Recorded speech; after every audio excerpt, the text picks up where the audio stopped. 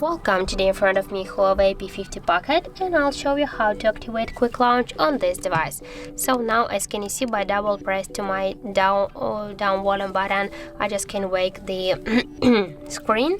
And now I'll show you how to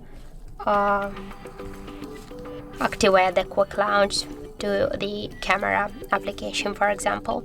So just first you should go into the settings and scroll here to the accessibility features. Now just click to the shortcuts and gestures and go to the ultra snapshot. And now, as can you see, we got disable the quick launch, and now just click here to the open the camera, and we'll just lock our device. And now, as can you see, by double press to my down volume button, I can launch the camera application. So that's it, that's how to activate quick launch on HUAWEI P50 Pocket. So that's it, thank you guys for watching, and if you found this video helpful, don't forget to leave a like, comment, and to subscribe our channel.